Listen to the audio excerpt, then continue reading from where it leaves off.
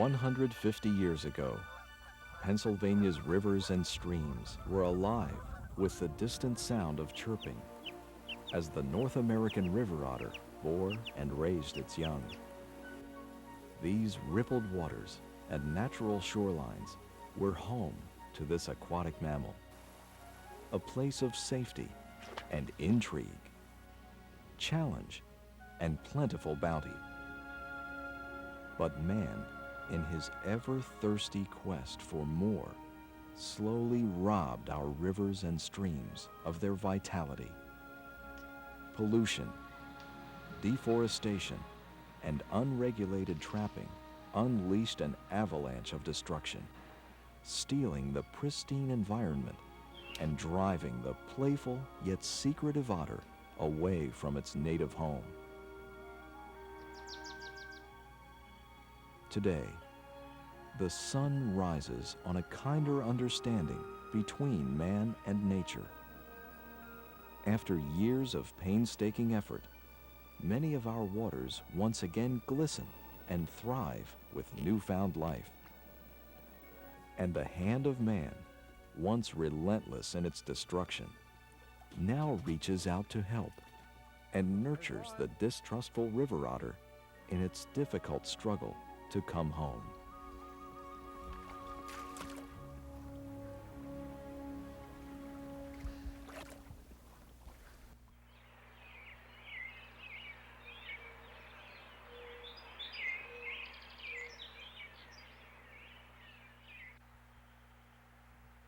For millions of years, river otters have called Pennsylvania home. Healthy populations of these mammals could be found in virtually every major watershed in the state.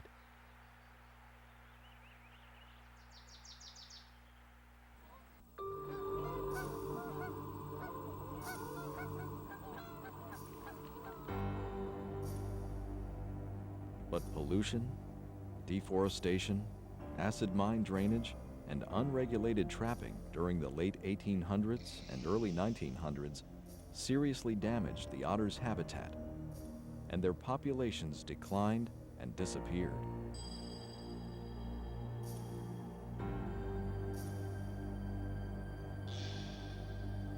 Only one part of the state, the area we call the Pocono Mountains, was left with a small residual population of river otters.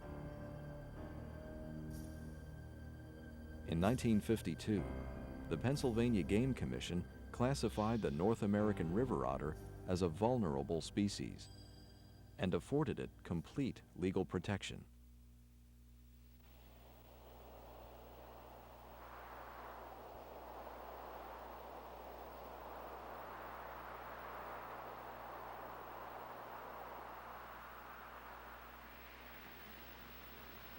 I think we're going to find that an otter did come through here on the ice. There's some tracks down here that are partially covered. By the early 1980s, the quality of Pennsylvania's creeks and streams had improved to the point that some felt river otters could once again survive and flourish. Researchers at East Stroudsburg University began gathering information about otter feeding patterns and habitat requirements. They also researched and developed new capture and handling techniques which would minimize injury to this elusive animal. Their work set the stage for a multifaceted cooperative venture to actively reintroduce river otters to their former homes along Pennsylvania's waterways. There were many individuals and groups, certainly including the Pennsylvania Game Commission as the coordinator of the entire project from its very beginning. The Wild Resources Conservation Board contributed significantly financial resources and other resources, I might add, throughout the history of the project. It was fascinating in the sense that at the local level, all the way from where the river otters were being reintroduced to the kind of cooperation and support that you needed from the local citizenry, to the sportsmen's groups in that particular area, the Audubon chapters in that particular area, to the governmental organizations that were trying to coordinate the entire effort, and the academic institutions that participated right from the very beginning.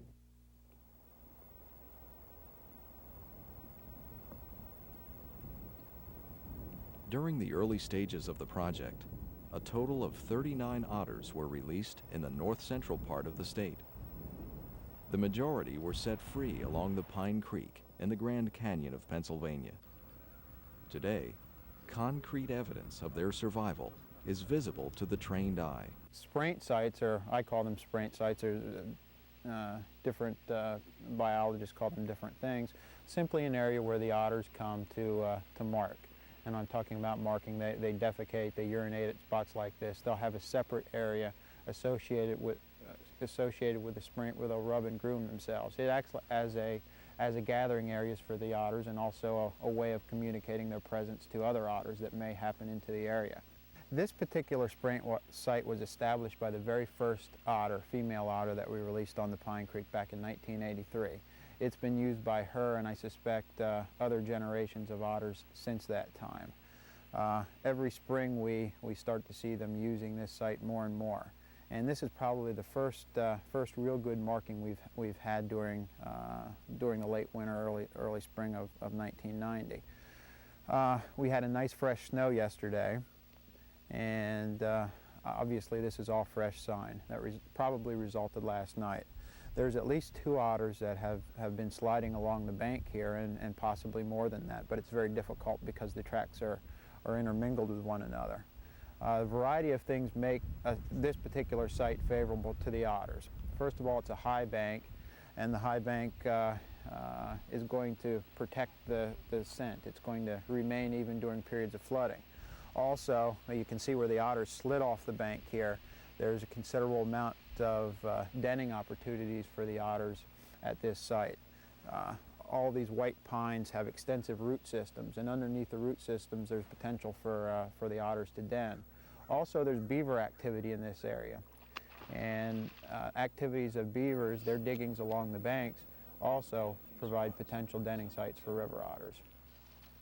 After 100 years of absence, those lucky enough to spot this evasive mammal can once again enjoy its playful nature.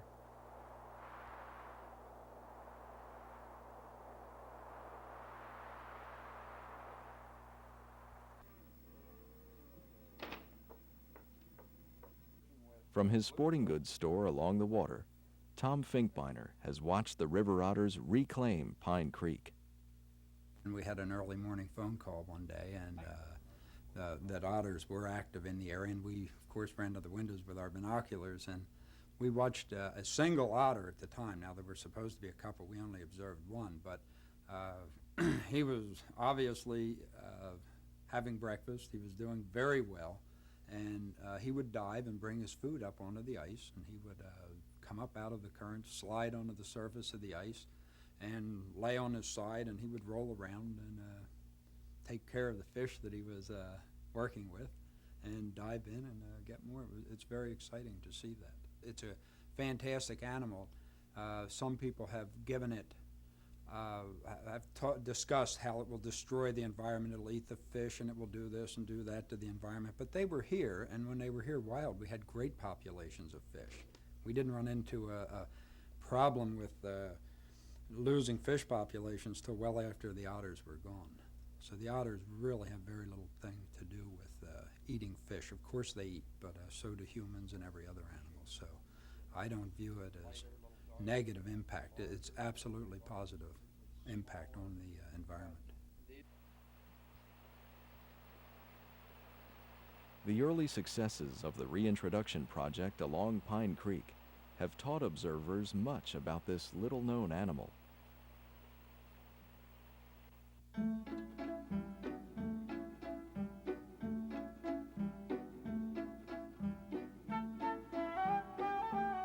The North American river otter belongs to the weasel family and is considered to be the most adept aquatic mammal of our inland waterways. A fast and graceful swimmer, it can travel long distances, as far as 1/4 mile without rising to the surface for air.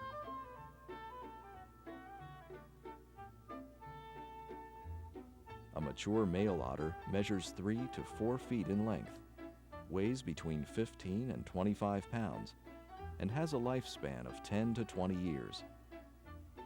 Females are slightly smaller and seldom exceed 20 pounds. A 2-layered dark brown fur, which grows thicker as cold weather approaches, covers a powerful and muscular body.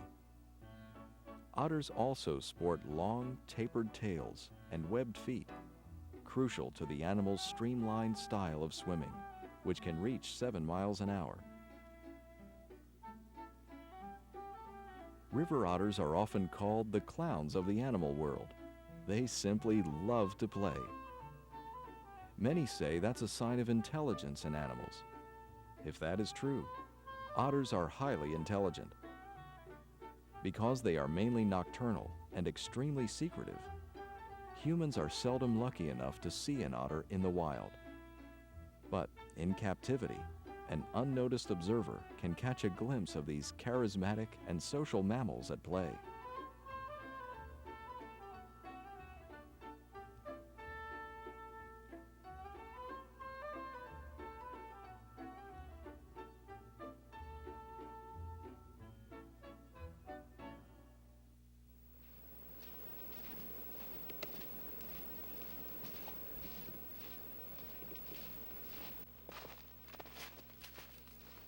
Eight years of study had convinced researchers that releases on creeks in north-central Pennsylvania had indeed established a new population of otters.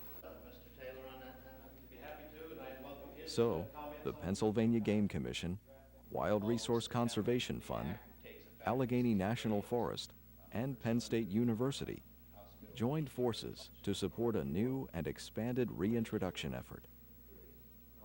The ultimate goal was to establish self-sustaining otter populations in suitable habitats throughout the state. The otter population, or the remnant otter population in Pennsylvania, has been primarily in the northeast, the area we call the Pocono Mountains. And that population seems to be doing well, but there's always concern when you have an isolated population that any large environmental disruption could eventually cause the disappearance of that population. So what we're trying to do with the reintroduction program is to take some of those animals from that northeast population, as well as animals from other states, and start subpopulations elsewhere in the state.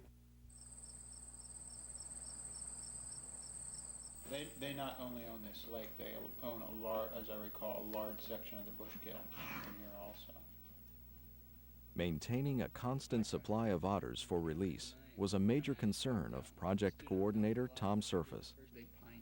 2 major efforts to obtain animals would be pursued: the purchase of otters from other states with stable populations, and live trapping in the Pocono Mountains.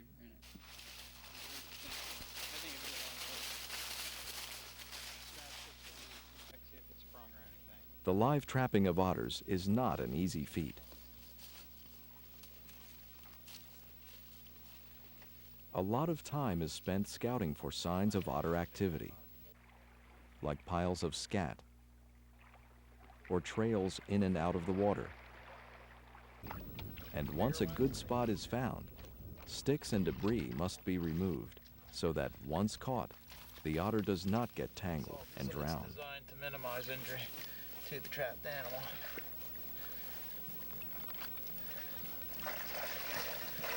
One most likely to get injured at the present time, I think, is me. Because I can't, it's kind of awkward with these gloves. Extensive research into trapping techniques and the modification of equipment has helped cut down on animal injuries as well. The effort has resulted in the development of a modified soft-catch leg hold trap for otters. So far on this lake, all we've used are these padded leg hold traps. Now they have a special pad attached to each jaw to minimize injury, and they have a special, the chain is hooked to the bottom of the trap. Usually, you can see the hole right there. Usually the trap, they're hooked like that. And I guess the theory is with it hooked to the bottom, they can't they pull it straight on like that, and it keeps them from slipping and minimizes the chance that they'll either injure themselves or just get away. These also have a shorter chain with a special spring on them that kind of gives it a little give when they pull. And when we set traps, we add another section or two of chain with lots of these little swivels on them, so if they get twisting around, the chain doesn't get all knotted up and stuff. And we like to use longer chains so that they can swim around. They don't concentrate so much on the traps. They just swim around, and it's just better for them. Keeps them from chewing on the traps and breaking their teeth and stuff like that.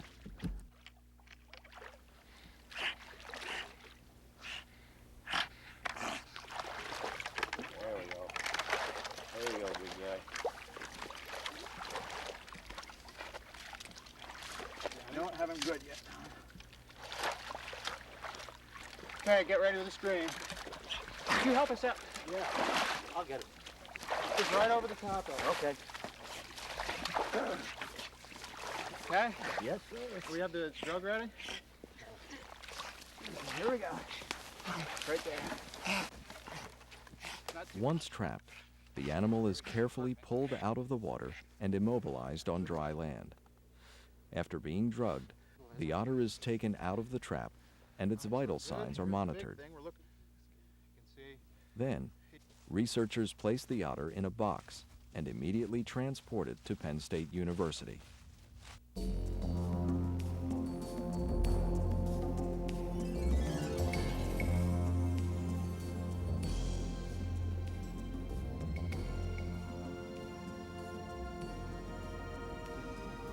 Otters for translocation in Pennsylvania were also purchased from reputable dealers in nearby states.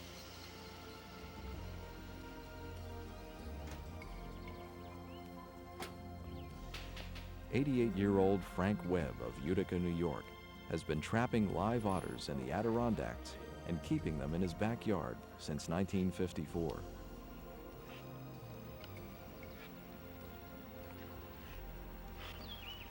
Today, he has 2 healthy otters, 1 male and 1 female, to sell to the reintroduction project. They play all day long, just roll around in the water, swimming. Then I sometimes catch some fish and put in the pools, and they'll catch some fish. They're interesting. We felt that we could effectively live trap otters in northeastern Pennsylvania, but we didn't know if we could keep them coming at a pace necessary to maintain a reintroduction project in a regular basis. So we went to some backup sources, and primarily what we were looking for in terms of a backup source was one from an area that had healthy otter populations, and secondly, dealing with people that have had a lot of experience in handling otters. Our primary concern being that we want a healthy otter for releasing. So we look for people that have dealt with otters and have consistently had a track record of providing good, healthy otters. The river otters are coaxed out of their pens and into wooden boxes. I think you got it.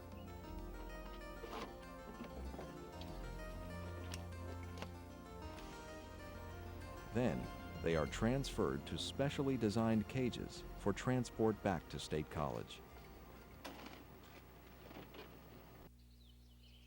The Pennsylvania State University has been a partner in the Otter Reintroduction Program since 1986. Whether they were purchased or live trapped, all of the river otters will begin their journey here, in the university's wildlife holding rooms. At first, the animals are distrustful, but curiosity eventually gets the best of them, and they tentatively leave their cages and explore their new environment. Just making sure that the guy did sell me a female. Biologists make every effort to ensure a successful release into the wild. While here, each otter is examined by a veterinarian and monitored to confirm that it is healthy and functioning normally. Each animal is measured before it is fitted with an ear tag.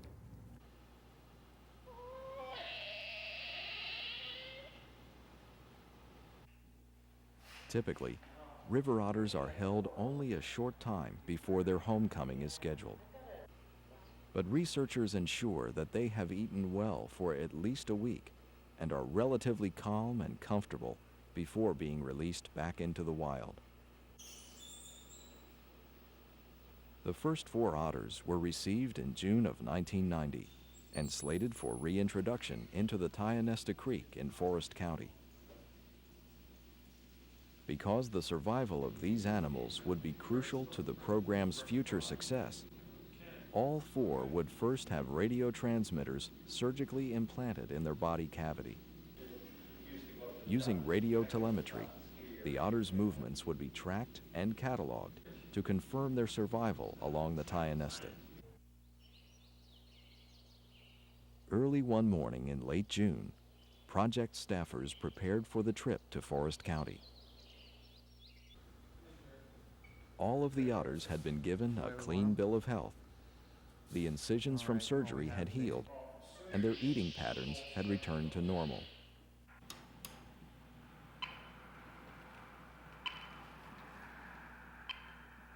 While student volunteers tested the radio tracking devices, others helped move the reluctant otters into cages.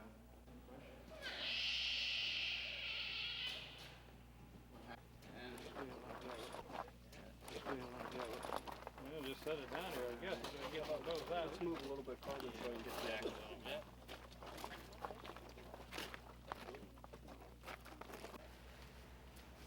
A large crowd waited at the release site, anxious to witness the return of the river otter to Forest County. At the edge of the creek, the boxes were positioned so that the otters could simply swim into deeper waters.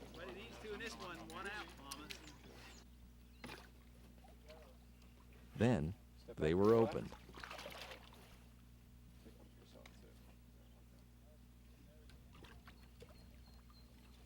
And one after another, the otters returned to a creek they had abandoned close to 100 years ago.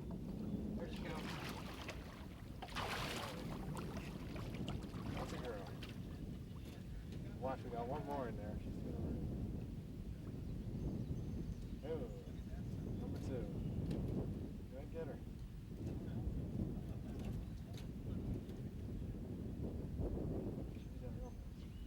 Here he goes. Here's number 2. It was really an emotional thing for me looking at the first one going out to the river because, you know, like I said, it was all paperwork, it was planning, the board approved it last November.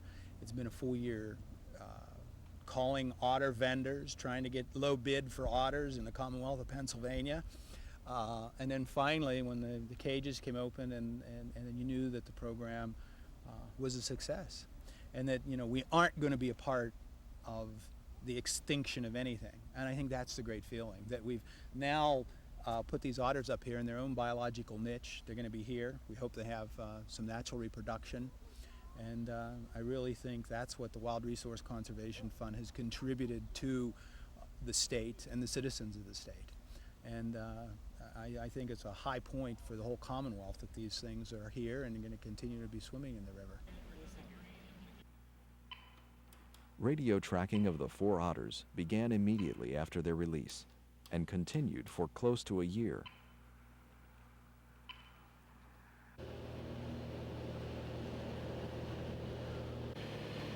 Any luck? Having any luck? Just one so far. They were monitored from both the land and air as researchers confirmed their greatest wish, that the animals would remain and thrive in the Tionesta Creek drainage area. After radio telemetry confirmed the otters' survival throughout the cold winter months, the project coordinator felt confident in his decision to release more otters. His ultimate goal was to release 20 otters at each site, with a 50-50 distribution of males and females.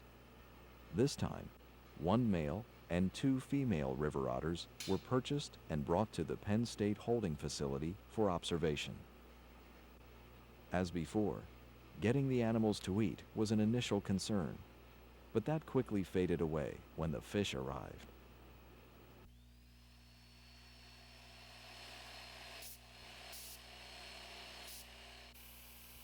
During the early stages of the project, in the mid-1980s, researchers, then based at East Stroudsburg University, had identified some problems in transporting the otters. In their desire to escape, captive otters would often become highly agitated and sometimes damage their teeth on the open wire cages. So, researchers designed a new transport pipe cage combination, which seemed to have a calming effect on the captured animals. Probably a lot of the success that we can attribute that the Otter Project has enjoyed has been attributable to this cage design and the box design. When we first catch the otters, of course they're anesthetized when we capture them. And at that point we want to get them to our holding rooms as quickly as possible, ideally so at a time when they're still anesthetized. So they're anesthetized, they're put in the box, and then solid ends are put over the boxes that are, of course, punched with air holes, so it's well ventilated. However, we find that when the otters come out of the drug, they don't like to be confined, so we put them in these holding rooms, at which point the ends come off, and these boxes serve as their nest boxes. But we also found that if we put those solid ends on, as we do when we first transport them when they're first captured, they often become quite agitated in the boxes. And that's where the cage comes into play. We find that if we put this open end on the box, which still confines the otters, it seems to reinforce the security of the dark portion of the box, and they transport very calmly. He's ready to go. In early April of 1991, the 3 captive otters were caged as preparations began for the second release on the Tionesta Creek. We're on time. This is unbelievable. A lot of people still assume that the game fish are the prime food item of the otters. The release began like the last one, with a short educational briefing for the large crowd gathered near the site. Then, volunteers helped carry the otters through the woods and down to the creek bed. With the doors removed from the cages, all 3 otters quickly dived into the water. There he goes. At first, things seemed to go as planned. But suddenly, something went very wrong with one of the females. What is that? I don't know what the problem is.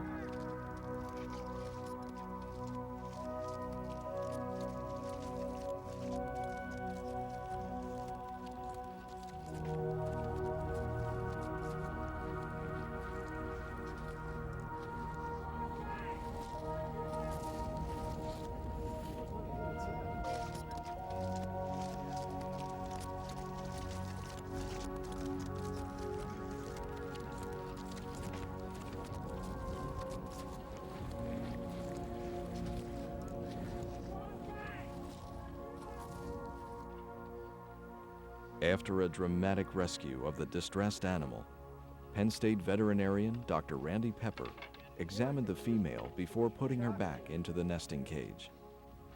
Then her condition was closely monitored as she slowly came out of her convulsive state. Apparently this female that they had the problem with is a extra timid otter. Animals I found over the years are very much like people. You'll find some people you couldn't shake them up with a stick of dynamite, and other ones are very, very timid, you might say. And apparently this is just one of those animals that happened to be very timid, and she went into convulsions, just too much stress. Well, I was afraid she might be ingesting water, and I wanted to get her covered as quickly. When an animal goes in shock, you don't want them losing a whole lot of body heat. And apparently she didn't. And when we got her back in the box, she was grooming herself, trying to get herself dried. Then she was very calm, as if she was trying to collect her energy reserves. And finally, when we took her down by the stream, all of a sudden she perked up. Her eyes became clear, she started looking around, and she started working her way out of the open box. And I think in this case, it was an otter that just should have been, she should have been allowed to come out at her own pace. Now, normally we haven't done that, but for this particular otter, I think it would have worked out better. But she's making a nest for herself down along the stream right now, appears alert, and I think she'll be fine.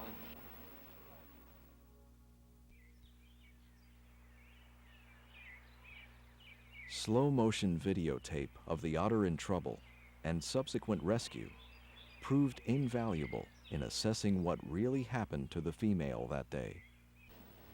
But if they don't want to come out, which was probably the case with this otter. Surface and Dr. Pepper watched the tape several times before concluding that stress was indeed the major factor that caused the convulsions. I would be very surprised if she had injured herself, hit a rock or hit a log. It really looks more like it was just a matter of stress, and she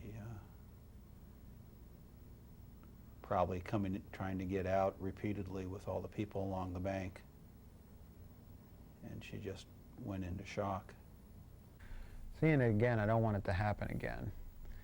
And there's one thing that we had experimented with a little bit at our last release site, and that was actually digging the box into the bank and leaving an opening, but just, making like it acting as the box was a den, letting the otters come out at their own pace. Now, some of them I know from past experience will come out right away, and that's fine. But if they don't want to come out, which was probably the case with this otter, we'll let them go. And at that experimental release, we had 2 otters in the box, and we put the box in the bank at about 3 in the afternoon, and these were radio equipped. They didn't come out of the box until about 4 in the morning. But after they did come out of the box, for the next 2 weeks, they didn't go more than a quarter mile upstream or downstream from that release site. So it has a couple advantages. Probably the least stressful way to release them, that's for sure. They're doing it at their own pace, and maybe that initial trauma or whatever you want to call it, when we dump them into the water, causes them to move more than they normally would if they come out at their own pace. So it also has the advantage, perhaps, of keeping them at the release site. Yeah.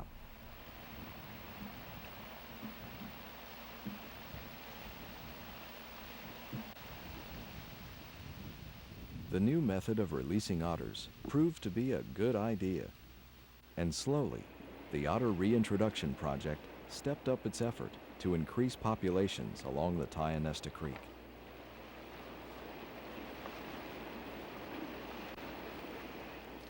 Releases also expanded into southwestern Pennsylvania, along the Youghiogheny River, which flows into the Monongahela. I'm just enthused that we're going to be releasing these otters here. I think it's an excellent program to try to get these reestablished in the southwestern part of Pennsylvania. And we're looking forward to working and doing all we can to get them established in some of our major rivers. Close to 100 years ago, acid mine drainage destroyed the water quality of the Youghiogheny. That, in turn, ruined the habitat for fish. And as the fish disappeared, so too did the river otters. But through the efforts of the Pennsylvania Department of Environmental Resources, the Pennsylvania Fish and Boat Commission, the Western Pennsylvania Conservancy, the Castleman Watershed Association, and other conservationists throughout the state, the quality of the river slowly improved. Okay, everybody ready? Here we go. Dig in.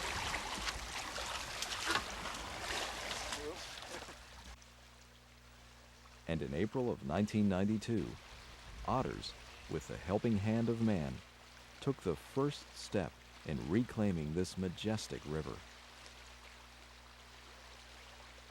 I think that this is a climax of a lot of years of work, and to get them back here into southwestern Pennsylvania, it really is it's a jewel in everybody's crown, all the agencies, DER, Game Commission, Wild Resource Conservation Fund, and all the groups that participated in getting these otters out. It's exciting, it really is. What was your feeling when you saw the otter swimming in the water off the point? There's one right there, it's swimming out. It's still off the point there now, there it is. Oh, wow.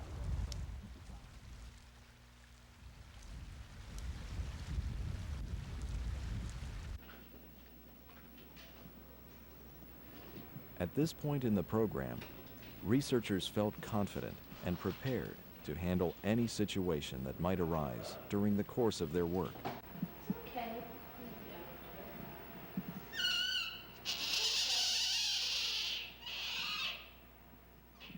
Still, it was somewhat of a shock to learn that one Friday night, one of the holding rooms had become a maternity ward.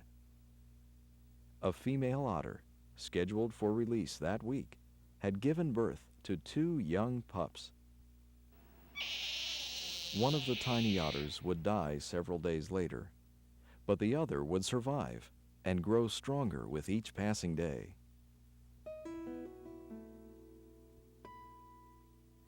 From the time she is about 2 years of age, a female river otter breeds each year, usually in late spring. After her eggs are fertilized, they remain dormant until the following December, January, or February. Then, they implant in the otter's uterus and begin to grow. Some 2 months later, the young pups or cubs are born, usually in a litter of 2 or 3. Newborn otters are the size of kittens. They weigh 4 or 5 ounces, are blind and toothless, and nuzzle with their mother for warmth and milk.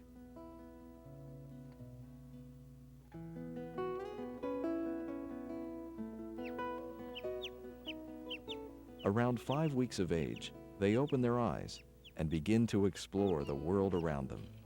Although in the wild, their mother will keep them hidden in the den until they are about 3 months old.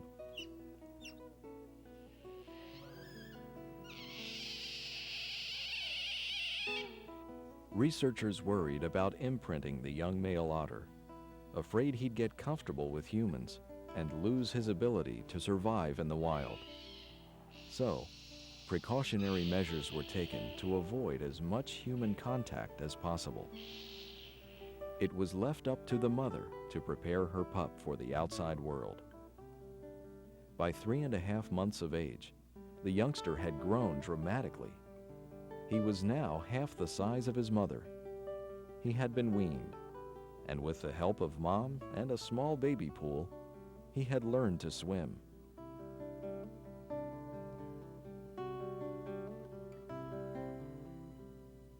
On this night, learning to catch dinner, especially a meal of small crayfish, was another matter entirely.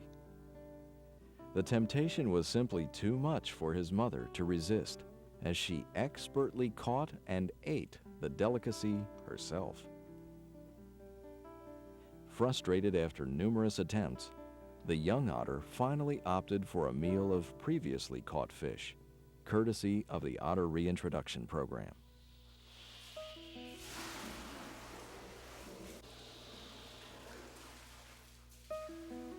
Highly protective of their young, the female otter made her displeasure known each and every time she felt threatened by the presence of humans. But, left alone, her disposition abruptly changed as she and her pup playfully wrestled each other.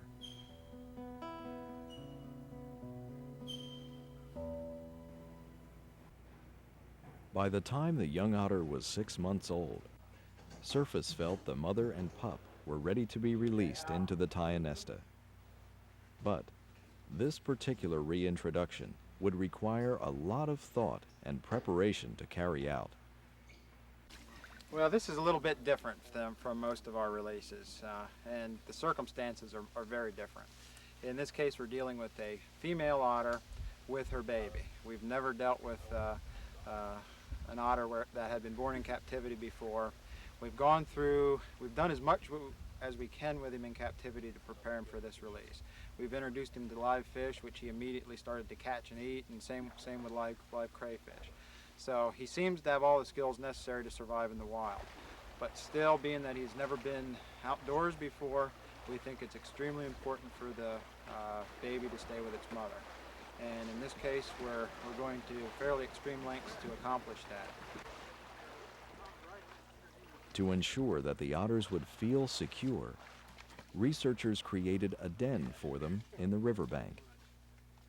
Their nesting box was then placed inside the hollow and covered with small sticks and dirt. The den encompasses a trench and then a long tunnel that leads into an undercut bank. So basically what we hope will happen is that the otters will come out slowly, they'll come out together, they'll head for this natural den. So the whole strategy here is really based on trying to keep the male and the mother and the baby together, her male cub. And we've done some experimentation with this before. You never know when an odd event might occur. And based on some radio tracking studies with one other release like this, it worked very well. As the door to the box was opened, everyone involved in the project moved away, and the animals were left to fend for themselves, hopefully re-establishing their home along the Tionesta. I think he's big enough to deal with any otter he'll encounter. Especially if he stays with her, she'll take care of him. Usually baby otters stay with their mother till the following year, till she kicks them out. So if they hang out together, they ought to be all right. This is all new to him, though. He's only seen that little baby swimming pool and a 12 by 12 room. So it must be pretty exciting for him. But he's really curious, a real curious otter. He acted like a dog sometimes. We had to make sure we didn't treat him any more than a wild animal. We had to be real careful and not let him befriend us, which he wanted to do. Documentation and analysis has always been a crucial component of the otter restoration project. In some cases, this research has helped destroy some of the misconceptions about river otters. One such myth was held mainly by fishermen, who worried that reintroduced otters would dramatically reduce game fish populations, particularly trout. Not old, just frozen. A lot of people think that if you release otters in a trout stream, they're going to eat all the trout, and that's not true. Summertime, of course, they feed mostly on crayfish. And they'll feed mostly on rough fish in the wintertime, more so than they do trout. But I think that was the main objection with some people. They thought they were going to eat all the trout up, and once they've been convinced that they're not going to clean out all the trout in the stream, why, the people are backing it 100%. But the really important food item, and we're finding this on Tionesta Creek as well, is the green. And that's the Project coordinator Tom Surface spent countless hours talking to sportsmen about the otter's preference for non-game fish and crayfish. Fishermen were also surveyed to assess their attitudes and determine levels of support for the reintroduction effort. But the most extensive research focused on food studies, which scientifically analyzed the otter's eating habits. Because it is so difficult to observe otters in the wild, several thousand samples of scat were collected at spraint sites along the Pine Creek. After we collect the otter scat, then we bring it back here to the lab and we dry it out and we look at it under the microscope. And what we're doing is looking for the fish scales to determine exactly what families and species of fish this particular otter has eaten. We've been doing this all summer. 1,300 scats up to date.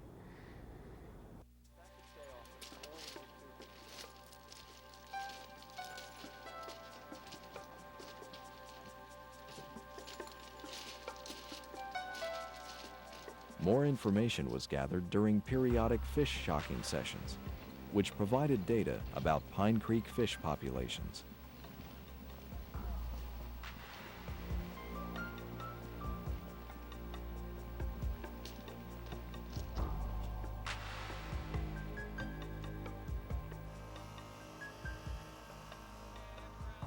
fish shocking very simply involves running a DC current through the water through the use of a small backpack generator and 2 electrodes inserted in the water. The fish are stunned when they come in contact with the electrical field, and netters following the individual doing the shocking simply collect the fish, put them in a bucket. The fish are not killed. They're held in a net while people analyzing the fish do their work separately from the shockers. Black bass. 16.7.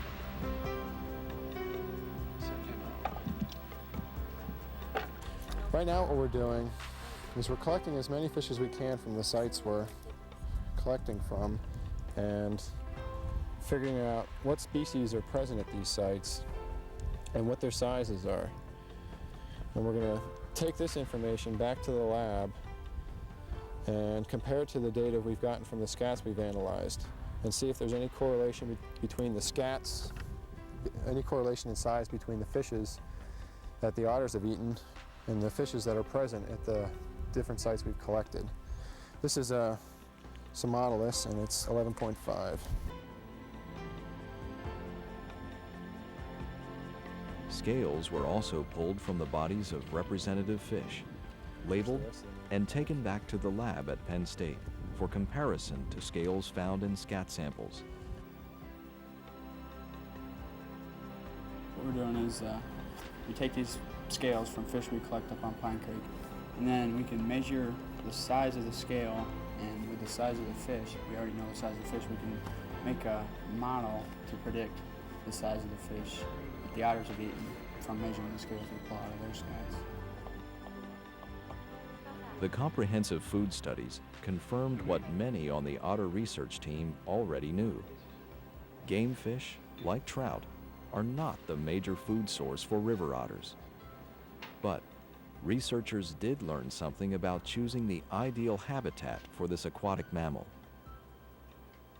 I think if there's one thing that we've learned from the food study is that we prefer to select a stream that, number one, has a very good crayfish population on it. Because during the summer months into the fall and of course late spring, crayfish become an extremely important part of the otter's diet. As a matter of fact, during the summer, fish are almost excluded from the otter's diet on the Pine Creek. We've seen during July and August over 90% of the scats containing crayfish in them, so we know that's a very important food item. And during our selection of future sites in Pennsylvania, we're using crayfish populations as one criteria in evaluating whether the stream is going to be suitable for otters.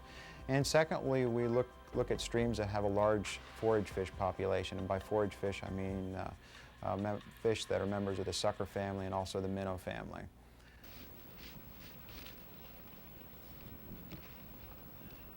That's where they'd be. In monitoring release sites for evidence of survival, researchers often found otter dens along the waterways. Dens can be spotted in many different places, within the root systems of trees along eroded stream banks, in rock formations or abandoned burrows dug by other animals along the shoreline. Otters often move in and take over abandoned beaver lodges as well.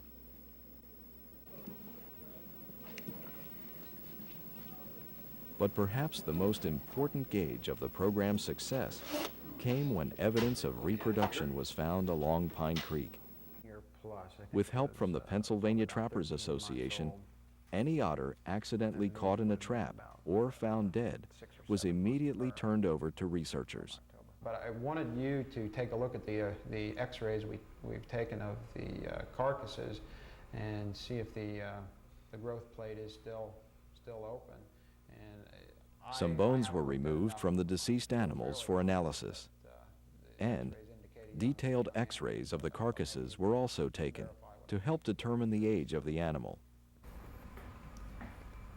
Again, this is looking at a foreleg, and again we have a open growth plate. So then again, this is a young otter that has a growing bone. we see it over here. So again, this is another young otter. Great. Well, that's what I kind of hope to hear from you, and that corroborates what we were finding with the Semena manuali analysis also. So this otter, again, is probably less than a year old. How long have animals been at the creek? Well, the releases were done in 1983 and 84, and this otter died in 1989, and this one was in 1990. So if they're young otters, they're definitely the result of Yes, they're reproduction both occurring there. Would be less than a year old. Yeah. Great, great. That's what I wanted to hear.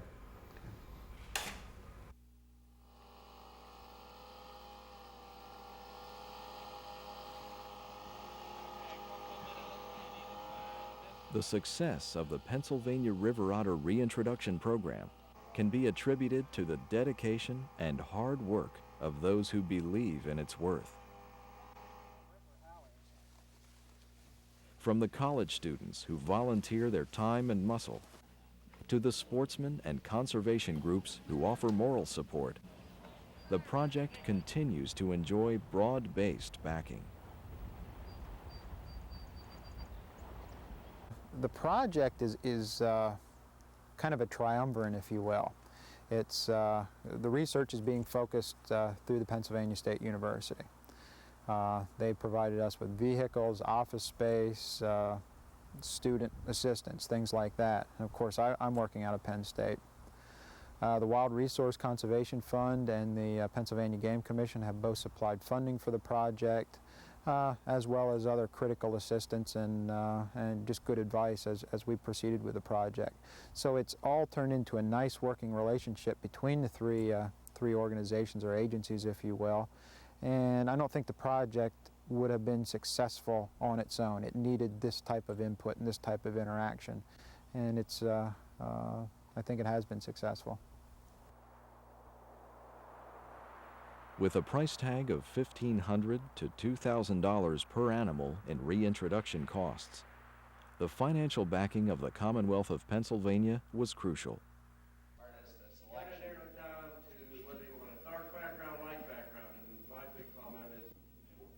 Since the beginning, the Wild Resource Conservation Fund and Pennsylvania Game Commission have contributed close to $250,000 to this most important effort. But I think we all have to remember that the answer is not in reintroduction in the long term. It's to keep the environment suitable so that we don't get ourselves into these difficulties in the future. It's very expensive. It's very labor-intensive to try to reintroduce a species to its former range. I think the challenge that we all face in the years ahead, let's not let it happen to begin with. It'll be much, much cheaper, much better for all of us if we just keep them in their original range to begin with and don't let them become threatened or endangered. That's the challenge, I think, for all of us.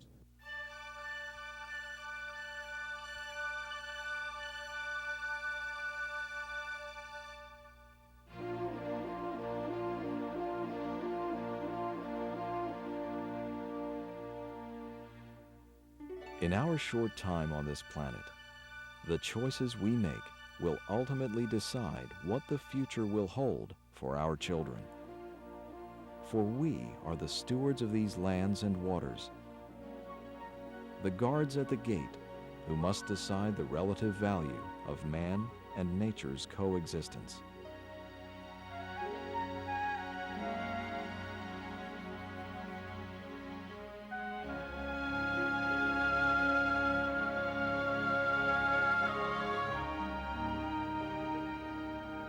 Like a thoughtless guest, we once robbed Pennsylvania of the playful river otter.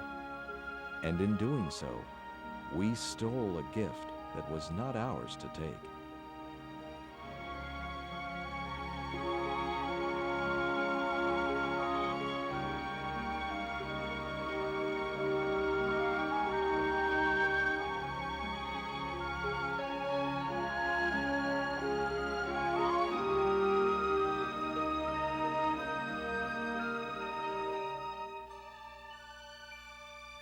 But today, a renewed respect and kinder understanding has blossomed between man and nature.